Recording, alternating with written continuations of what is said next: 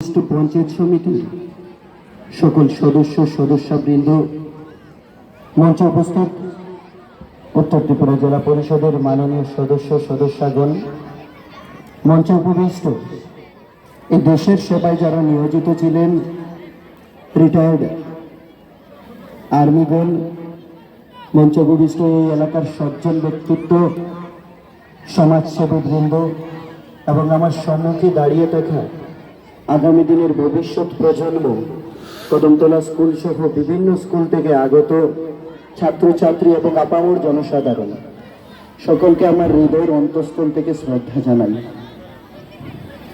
1947 সালের আজকের এই তারিখে 15ই আগস্ট ভারতবর্ষ 200 বৎসরের পরাধীনতার শৃঙ্খল থেকে মুক্তি লাভ করে এবং ব্রিটিশ ইউনিয়ন চেকের অপদস্থ করে ভারতীয় জাতীয় পতাকা উত্তোলন হয়েছিল। এক নতুন ভোরের শুরুয়াত হয়েছিল 1947 সালের 15ই আগস্ট।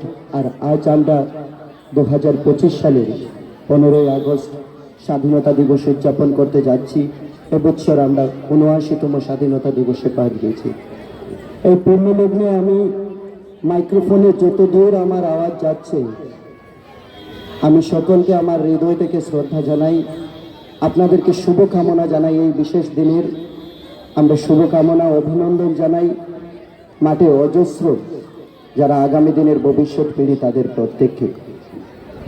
আজকের এই বিশেষ দিনে আমি স্মরণ করতে চাই যারা আমাদের এই দেশের স্বাধীনতা লাভের জন্য ইংরেজদের বিরুদ্ধে লড়াই করতে গিয়ে প্রাণ দিয়েছেন, নিজেদের আত্মত্যাগ করেছেন, প্রাণ বলিদান করেছেন, যাদের রক্তের বিনিময়ে আমরা স্বাধীনতা লাভ করেছি, যাদের আত্মত্যাগের মাধ্যমে আমরা স্বাধীনতা লাভ করেছি।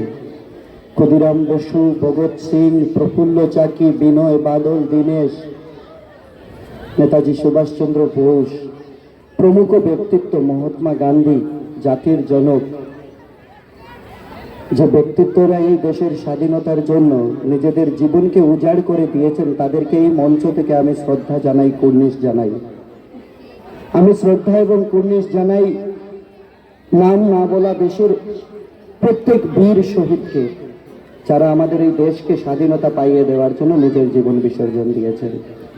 তৎসঙ্গে ভারতের সার্বভৌমত্ব রক্ষার্থে যারা সীমান্তে প্রহরাদারি আছেন, সীমান্তে যারা অথন্দ প্রহরী, যারা দিবানিশি আমাদের দেশকে রক্ষার জন্য নিজেদের জীবনকে উজাড় করে দিচ্ছেন, যারা এই 78 বৎসরে নিজেদের জীবন দিয়ে এই দেশকে রক্ষা করেছেন, সেই প্রত্যেক শহীদের প্রতিও আমার শ্রদ্ধা।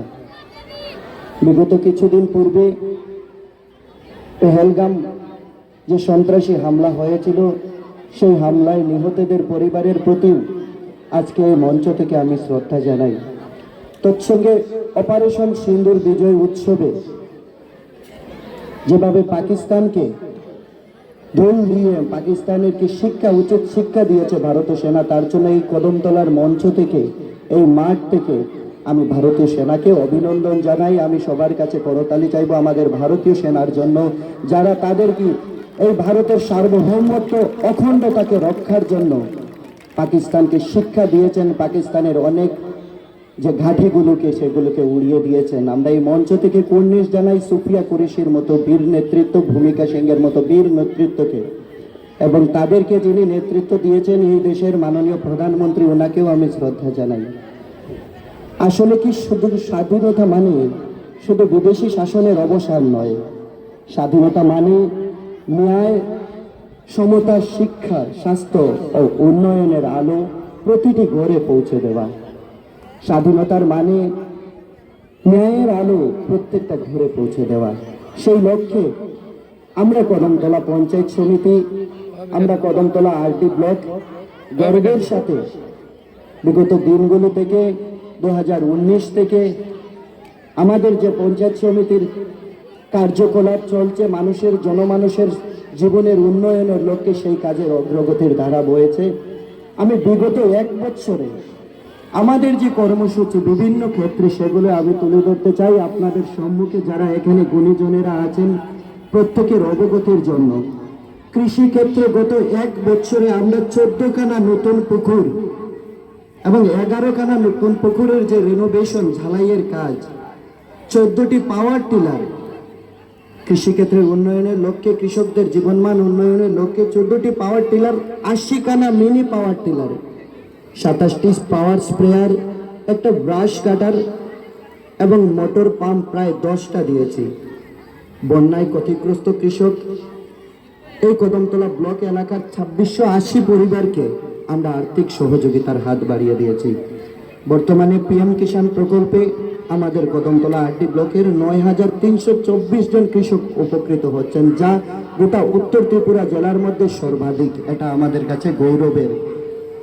আমরা যদি বলুন ওয়াটার রিজার্ভ বা ডিডব্লিউএস ডিপার্টমেন্টের কথা, গোটা কদমতলা ব্লক এলাকায় 2018-র